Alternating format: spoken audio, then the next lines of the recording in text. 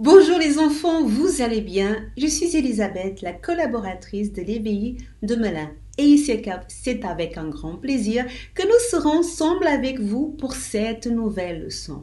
Mais avant qu'on commence, on va demander à Dieu la direction. Pour cela, je vous invite à vous lever, à placer vos mains à niveau de votre cœur et afin que vous puissiez être bien concentrés, à fermer vos yeux, car nous allons parler avec Dieu.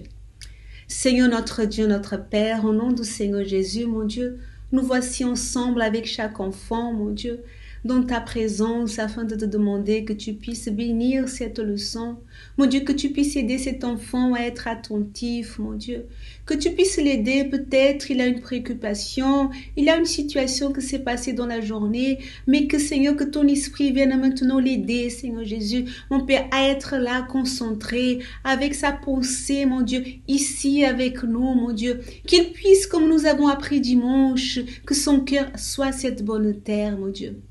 Que ta parole, elle puisse porter des fruits dans leur intérieur, mon Dieu. Qu'ils puissent, Seigneur Jésus, mettre en pratique tout ce qu'ils vont apprendre. C'est ce que nous te demandons au nom de Seigneur Jésus. Amen.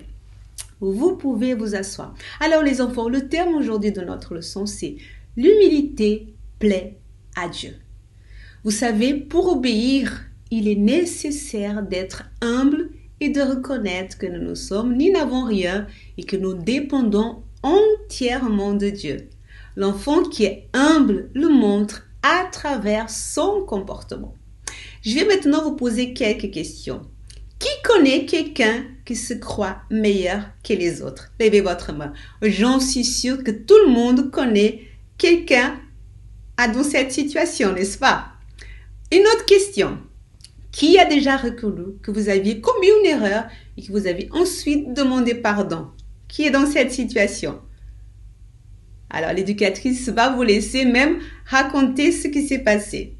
Et la troisième question, c'est qui a déjà pardonné un ami de vous avoir fait du mal? Qui veut aussi partager? Très bien. Alors, les enfants, cette semaine, nous sommes en train d'apprendre que notre cœur doit être comme la bonne terre de la parabole du semeur. Vous vous en souvenez? Dimanche, on en a parlé. Dans cette parabole, le Seigneur Jésus nous raconte l'histoire de 4 types de terres sur lesquelles les semences sont tombées. Premièrement, certaines semences sont tombées le long du chemin et les oiseaux les ont mangées. Ensuite, des semences sont tombées dans les endroits pierreux et n'ont pas pu prendre racine. Quant à celles qui sont tombées parmi les épines, elles ont été étouffées. Cependant, certaines semences sont tombées dans une bonne terre et elles ont donc pu bien pousser, devenir fortes et porter beaucoup de fruits. Ce bon sol représente notre cœur. Lorsque nous recevons la parole de Dieu avec humilité, savez-vous ce que signifie l'humilité? Et qui sait? Qui saura me dire qu'est-ce que c'est l'humilité? Qui veut expliquer? Vous levez la main que l'éducatrice va vous donner la parole. Les enfants, être humble signifie être capable de reconnaître ses difficultés, de demander de l'aide lorsque c'est nécessaire, d'écouter les conseils de ceux qui veulent notre bien, ne pas être orgueilleux, admettre les erreurs commises et par-dessus tout, reconnaître que sans le maître de l'œuvre qui est Jésus, nous ne pouvons pas construire une vie heureuse. Seulement l'enfant qui est humble a un cœur semblable à la bonne terre. C'est pour cela que la semence de la parole de Dieu porte du fruit dans sa vie. Comme ici, vous pouvez voir, dans cette illustration, nous avons plusieurs exemples à ce sujet.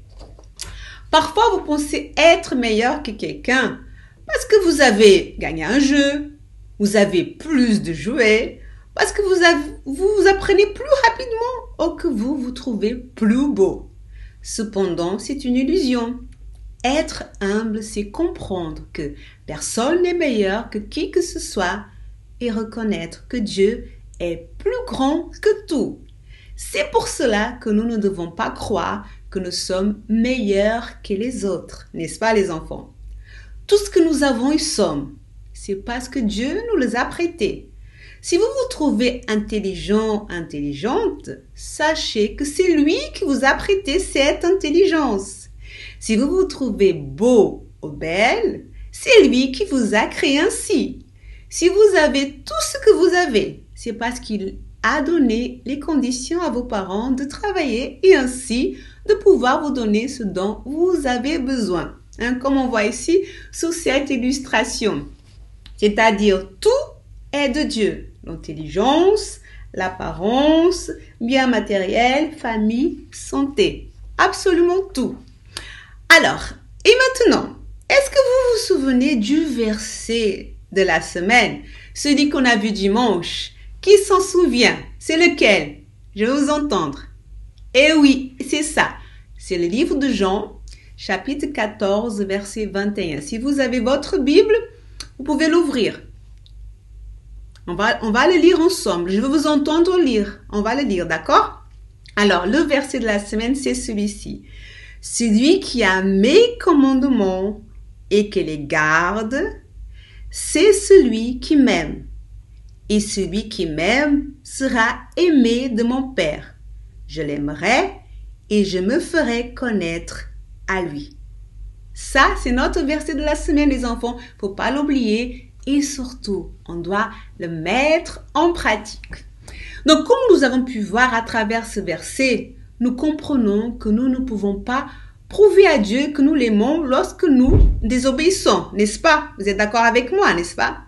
À quoi sert-il de faire une lettre à votre mère pour lui dire que vous l'aimez, si lorsqu'elle vous demande de faire quelque chose, vous le désobéissez et faites le contraire? Nous ne prouvons à Dieu que nous l'aimons que lorsque nous faisons ce qu'il attend de nous. Il attend juste que nous lui obéissons. C'est tout simple, les enfants. Et c'est ce qu'il attend de nous, c'est quoi?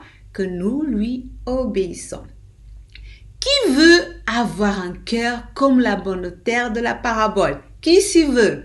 Vous voulez? Moi aussi. Et un cœur humble et obéissant. Vous le voulez aussi? Alors, on va maintenant se mettre debout parce qu'on va prier. On va prier justement pour demander à Dieu cela, afin qu'il puisse, que notre cœur puisse être cette bonne terre. Alors, fermez vos yeux, placez vos mains à niveau de votre cœur, car nous allons demander cela à Dieu.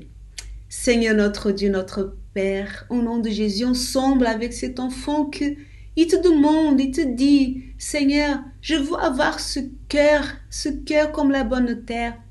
Apprends-moi à être humble, avoir ce cœur qui pardonne, avoir ce cœur qui demande de l'aide. Mon Père, que tu puisses écouter la prière de cet enfant, mon Dieu. Qui véritablement ta parole puisse porter des fruits. Aide cet enfant qui a du mal, qui a des difficultés peut-être, mon Dieu, à lire la Bible. Mets en lui ce désir, mon Dieu, ainsi comme le verset qu'on a lu. Qu'il puisse aimer, Seigneur mon Père, aimer ta parole, aimer, Seigneur Jésus, te connaître. Alors mets en lui ce désir, mon Dieu, afin que véritablement, Seigneur, il puisse porter des fruits, Seigneur, afin que tu puisses l'aider en toutes les situations qu'il rencontre. C'est ce que nous te demandons et nous te remercions au nom du Seigneur Jésus. Amen. Vous pouvez vous asseoir. Alors maintenant, nous allons passer au pratiquant. Vous allez le faire avec l'éducatrice. Donc, c'est à travers ce pratiquant, on va voir comment être humble, voilà, c'est-à-dire pour demander de l'aide. Parce que ça fait partie aussi de l'humilité, demander de l'aide. Alors, l'éducatrice, vous allez voir, elle a, ainsi comme moi, deux petites bouteilles d'eau. L'une avec l'eau température ambiante et l'autre l'eau congelée. Et vous allez savoir pourquoi d'ici peu. Alors, elle va aussi vous diviser en deux équipes et chaque équipe, vous allez vous asseoir les uns face aux autres. Et elle va appeler un enfant de chaque équipe. Il va donner à cet enfant les gobelets et cet enfant va donner un gobelet à chaque membre de son équipe. Il y en a les deux équipes. Et ils vont leur servir l'eau. D'accord? Vous allez faire ce pratiquant avec l'éducatrice. Alors, comme vous allez voir avec le pratiquant,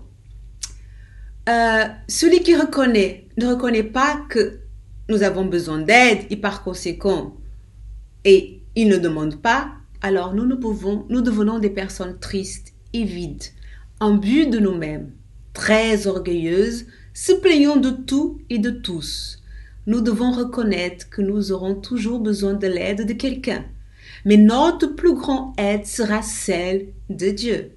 Cela signifie que nous ne pouvons pas avoir un cœur froid et gelé, c'est-à-dire savoir que nous avons besoin de Dieu et malgré cela, par orgueil, nous ne lui demandons pas de l'aide. Nous allons donc mettre sa parole en pratique et être humbles pour toujours, vivre dans la dépendance de notre Père, car il nous aidera toujours. D'accord, les enfants? Alors, nous allons passer à l'activité de fixation. Vous allez recevoir une feuille, donc l'éducatrice va vous donner une feuille, et vous allez dessiner ou écrire une situation dans laquelle vous avez été orgueilleux ou vous vous êtes cru meilleur que quelqu'un. Et de l'autre côté de la feuille, vous allez montrer comment vous changerez pour avoir un cœur humble et obéissant à partir d'aujourd'hui. D'accord, les enfants? Ça, c'est pour l'activité de fixation. Et pour mémoriser le verset, l'éducatrice, ainsi comme moi, elle a séparé les mots sur plusieurs feuilles, soit simples, voilà, soit des feuilles simples, soit des feuilles colorées. Elle a aussi préparé une corde à linge et des pinces. Oh, ça peut être aussi des trombones. Donc, alors, qu'est-ce que vous allez faire? Donc, elle va faire par rapport à la quantité d'enfants que vous êtes, elle va bien diviser.